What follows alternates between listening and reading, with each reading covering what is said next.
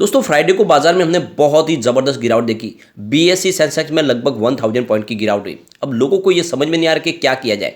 वैसे अगर आप देखें तो फ्राइडे को जो गिरावट की वजह बनी वो थी रिटेल इन्वेस्टर ने पैनिक सेलिंग की है। यहाँ पे आप देख सकते हो कि एफआई ने बाजार में इतनी बड़ी बिकवाली नहीं की है, बल्कि डीआई तो जबरदस्त खरीदार बने बाजार के। उन्होंने बहुत ही जबरदस्त खरीदारी की, इस गिरावट का फायदा उठाया।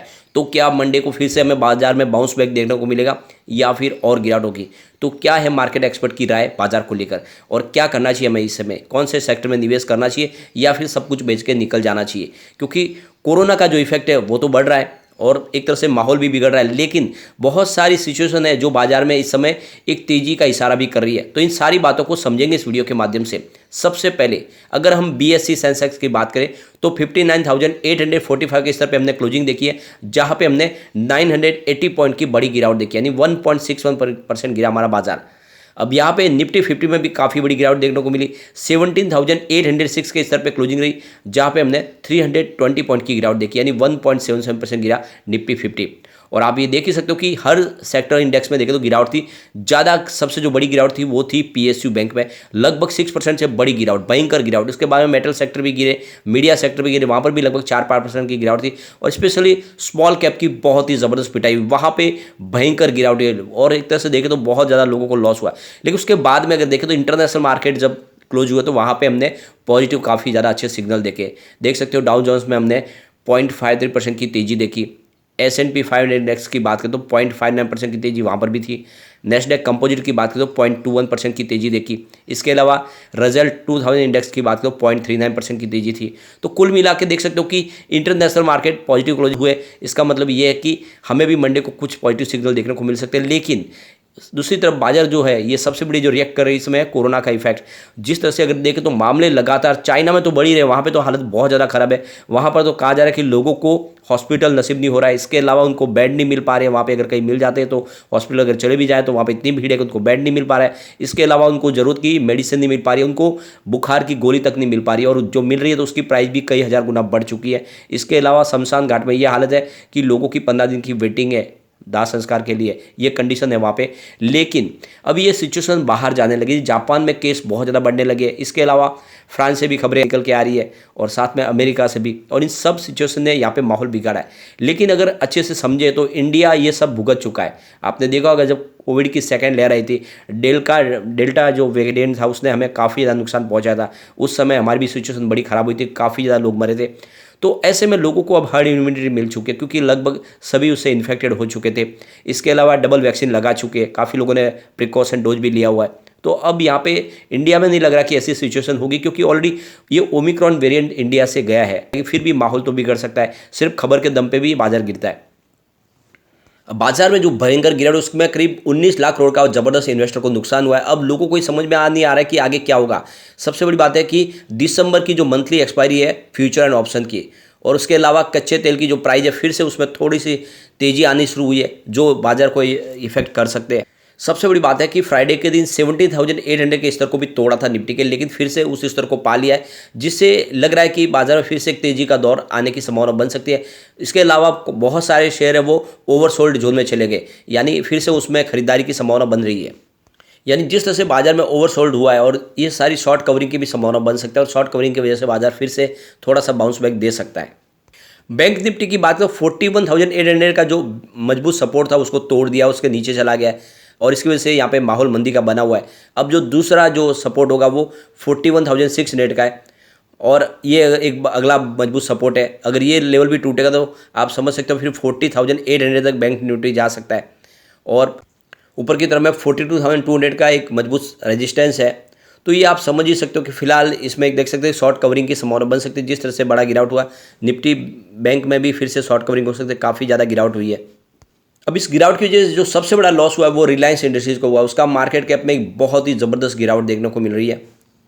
अब यहाँ पे गिरावट के बीच में जो बाजार के लिए एक अच्छी राहत भरी खबर यह है कि नवंबर महीने में एफपीआई ने बाजार में अच्छा खासा इन्वेस्टमेंट किया है। एफपीआई की बात करें तो उन्होंने अक्टूबर महीने में 8 करोड़ का इन्वेस्टमेंट निकाला था और सितंबर में उन्होंने 7,624 करोड़ का अपना इन्वेस्टमेंट निकाला। लेकिन नवंबर महीने में एफपीआई ने भारतीय बाजारों में करीब 36,200 करोड़ का बड़ा इन्वेस्टमेंट किया और इस दिसंबर महीने में भी उन्होंने करीब 11,557 करोड़ का इन्वेस्टमेंट ऑलरेडी कर लिया है। तो एफपीआई पिछले 2 महीनों से फिर से बाजार में बायर बने हुए वो खरीदारी कर रहे हैं। लेकिन अब आगे की क्या संभावना, तो आप देख सकते हो जियोजित फाइनेंशियल सर्विस के वीके विजय कुमार का कहना है कि फिलहाल एफआई का जो भी निवेश है उसके ऊपर 2 रीजन के ऊपर डिपेंड रहेगा, जिसमें आप देखो अमेरिका के मैक्रो डेटा और इसके अलावा कोविड से खबरें जो निकल कर आएगी उसके ऊपर डिपेंड करता है कि कैसे आगे पॉजिटिव संभावना बने, उसके हिसाब से ही एफआई अपनी आगे की रणनीति तय करेंगे।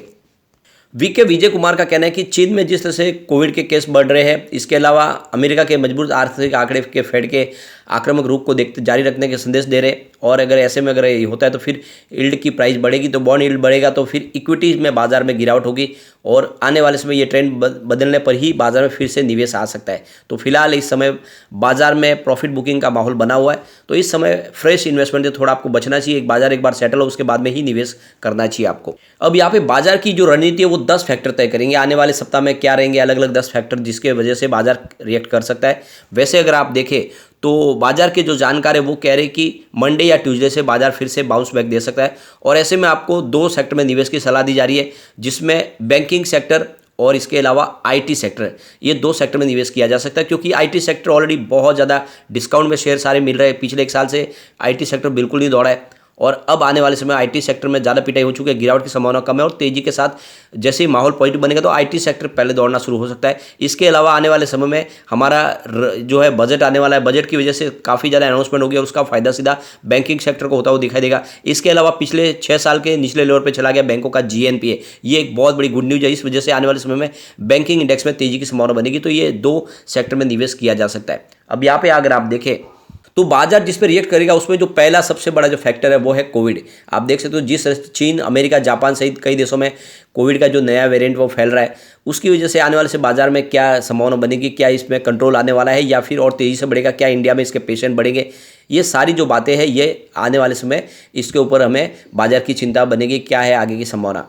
दूसरी तरफ अगर आप देखें तो मैक्रो इकोनॉमिक डेटा आने वाले हैं। 30 दिसंबर को नवंबर महीने के फिजिकल डेफिसिट के डेटा आएंगे, इसके अलावा कोर सेक्टर के आंकड़े सामने आएंगे। इसके अलावा 16 दिसंबर को बैंक लोन और डिपॉजिट ग्रोथ के जो आंकड़े वो निकल कर आएंगे। 23 दिसंबर को विदेशी मुद्रा भंडार के आंकड़े सामने आएंगे। तो ये सारे जो आंकड़े निकल गए उसके ऊपर भी बाजार रिएक्ट करेगा।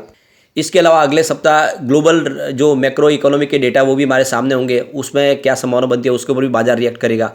और साथ में जो ऑयल की प्राइस है वो डिपेंड करेगी। पिछले कुछ दिनों से ऑयल में फिर से पॉजिटिव माहौल बनने लगा है, नहीं ऑयल बढ़ने लगा है और ऐसे में अगर ऑयल और ऊपर जाएगा तो फिर देख सकते हो कि इसमें बाजार में थोड़ी सी नरमी आ सकती है। तो ऑयल की प्राइस भी काफ़ी ज़्यादा यहाँ पे रिएक्ट करने वाली है। एफआई का फ्लो, क्या एफआई बाजार में फिर से निवेश करेंगे, क्योंकि देख सकते हो 23 दिसंबर के सप्ताह के अंत तक उन्होंने 1000 करोड़ के शेयर बेचे हैं।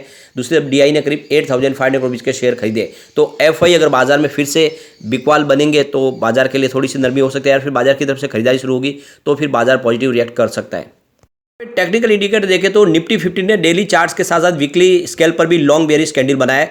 इसमें शॉर्ट टर्म में कमजोरी के संकेत मिल रहे हैं। साथ ही ये लगातार दूसरे सप्ताह और लगातार ये दूसरे सेशन में लोअर हाइज और लोअर लोज बनता जा रहा है। इसके हिसाब से बाजार के जो सिग्नल है वो वीक दिखा रहे हैं।